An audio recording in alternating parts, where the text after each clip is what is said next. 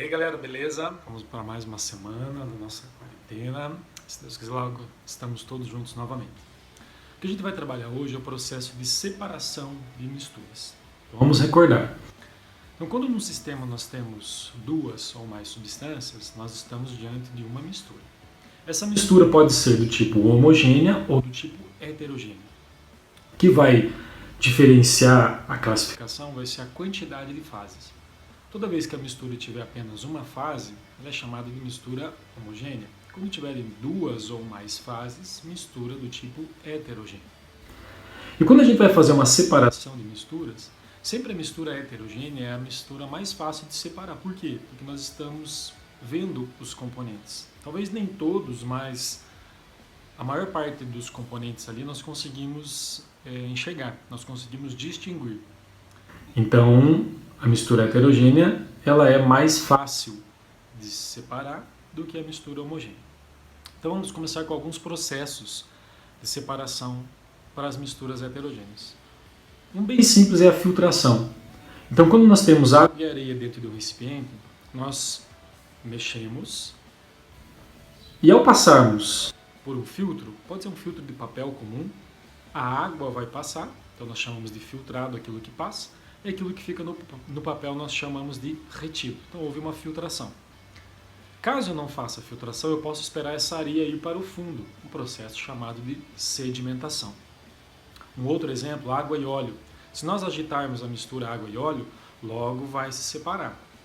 Aqui vale um detalhe que água e óleo não se misturam pelas polaridades diferentes. O óleo é apolar e a água é polar. Nós veremos isso um pouquinho mais para frente nas nossas aulas.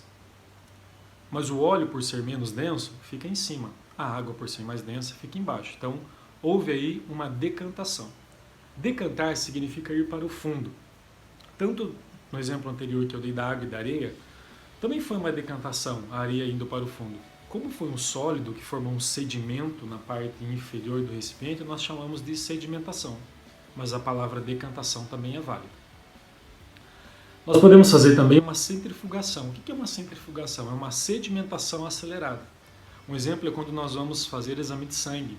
O nosso sangue é colocado num tubinho, e esse tubinho vai para a centrífuga. Essa centrífuga sofre rotação, e a parte sólida do sangue, as células, os elementos figurados, vão para o fundo do tubinho, ficando na parte superior somente o plasma. Então foi uma centrifugação. Um exemplo que acontece também quando a gente lava a roupa na nossa casa. A roupa está molhada dentro da máquina, ligamos o processo da máquina para centrifugar, a máquina gira, o tambor da máquina gira e a água então sai. Então houve uma centrifugação, certo? Outro processo muito comum também é a catação. Então quando nós vamos escolher o feijão lá na nossa casa, ou quando você precisa pegar materiais pequenos, você está literalmente catando. Se esses materiais são de um tamanho que você possa pegar com os dedos, então você pode fazer a catação com a mão mesmo, usando os dedos. Ou se às vezes os objetos são muito pequenos, você pode fazer a catação utilizando uma pinça, mas é uma catação. A ventilação. Um exemplo é quando nós somos crianças, né, e na nossa casa alguém vai fazer bolo de amendoim.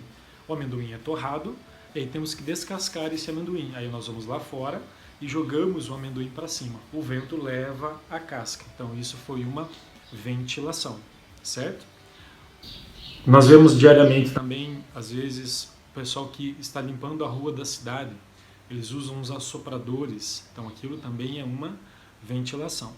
Separação magnética. Então, eu vou utilizar um ímã e vou utilizar, claro, um metal que tem propriedades magnéticas. Então lá acabei misturando acabei misturando areia com pó de ferro.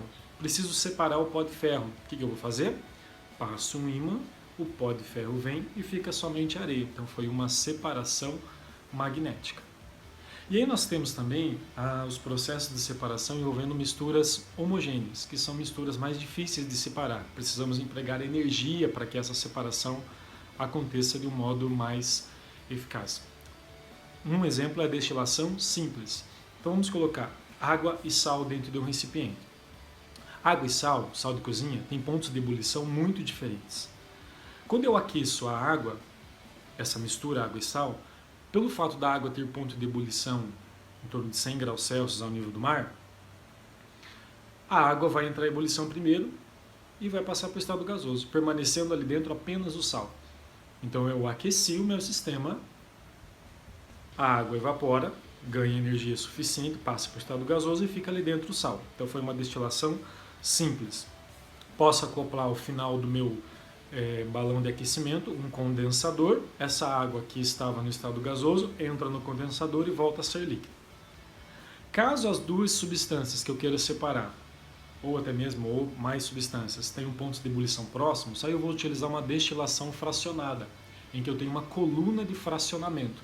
À medida em que as substâncias vão ganhando energia, vão se aquecendo, elas vão se desprendendo, entrando no estado de vapor. Com a coluna de fracionamento, eu vou dificultar a subida dessas moléculas de vapor. Aquelas substâncias que têm pontos de ebulição menores vão mais para o alto. E aí eu tenho então um condensador que acaba coletando essas moléculas. Quanto menor o ponto de ebulição, então, mais lá no alto eu consigo obter. Quanto maior o ponto de ebulição, mais na parte inferior da coluna de fracionamento eu vou obter essas minhas substâncias. Beleza, galera? Um grande abraço.